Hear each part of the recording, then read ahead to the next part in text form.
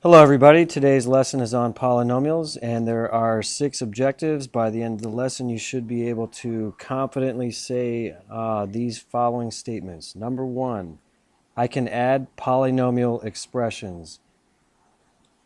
Number 2, I can subtract polynomial expressions. Number 3, I can multiply polynomial expressions. Number 4, I can FOIL 2 binomials. Number 5, I know the sum and difference pattern. And number 6, I know the square of a binomial pattern. Okay, let's take a look at some practice problems and make sure we understand what the objectives are trying to accomplish. Today we're working in section R4 of the textbook. And again, the topic we're dealing with is polynomials.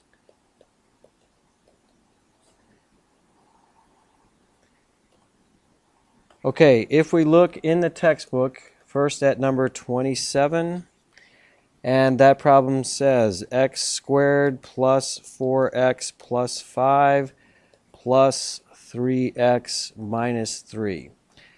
Okay, what we're trying to do is add these two polynomials, and in order to do that we need to look at what is called like terms.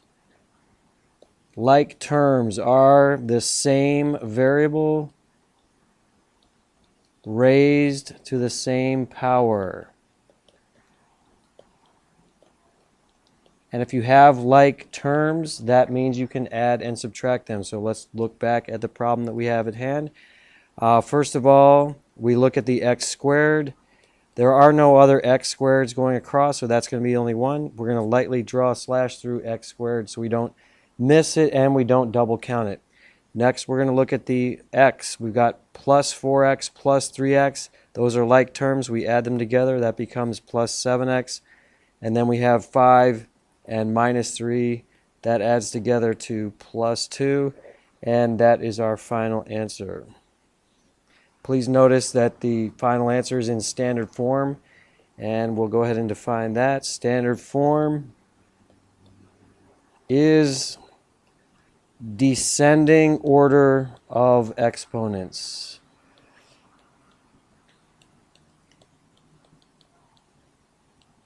And as you can see here, we start with exponent of 2, the second one is 1, the third one is 0, so it is in standard form. Okay, let's look at the next problem, which is number 29. 29 is x cubed minus 2x squared plus 5x plus 10 minus 2x squared minus 4x plus 3. Okay, this one we are subtracting polynomials, so we need to take care of the minus sign with these parentheses. What we are going to do is distribute that minus sign into all parts of the parentheses, and that will allow us to get rid of the parentheses and combine like terms. Over here, we don't need these parentheses. They don't add any value, so we're just going to drop them. And now when we distribute this negative sign in, we get minus 2x squared plus 4x minus 3. Now we're going to combine the like terms. We have an x cubed. There are no other cubes, so we lightly scratch that out. We have minus 2x squared minus 2x squared. That is minus 4x squared. 5x plus 4x is 9x. And 10 minus 3 is plus 7. Check to make sure we're in standard form, descending order of exponents. That is the case. And we box up our answer as the final answer. Okay, moving on. The next example problem we're going to work on is number 43.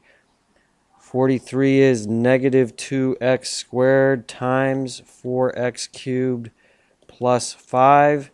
And we are now multiplying polynomials, so what we need to remember is when you multiply the same base, you are going to add the exponents. So x squared times x to the third, we would add the exponents together, and that would give us x to the fifth. So looking at this problem over here, We have negative 2x squared times 4x cubed. Negative 2 times 4 is negative 8. X squared times x cubed is going to give us x to the 5th. And then we distribute in here. Negative 2 times 5 is negative 10. X squared. Check again to make sure we're in standard form. Yes. So we put a box around the answer, and that's how you multiply polynomials. Keep in mind this out here is a monomial, but monomials are considered polynomials as well. Okay, next one is number 45. This one is x plus 1 times x squared plus 2x minus 4.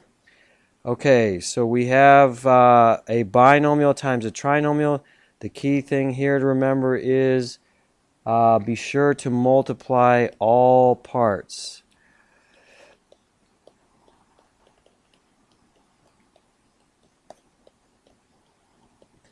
Okay, so we're going to kind of color code this one. We're going to have this x times all parts over here. And we'll do that in black. So x times x squared is x cubed plus 2x squared minus 4x. The other one I'm going to change to green. We're going to do these three. That will cover all of them. We'll keep it green here. So plus x squared plus 2x minus 4. Now we're going to combine all of the like terms. X cubed is the only one there. 2x squared plus x squared is plus 3x squared. Minus 4x plus 2x is minus 2x. And then minus 4. Check and make sure we're in standard form. Yes, we are, so we put a box around the final answer. Okay, moving right along here. The next one is number 49. And this one looks like this. 2x plus 5 times x plus 2. We are going to do a technique here called FOIL. This is when you are multiplying two binomials. Okay, that is when FOIL will work.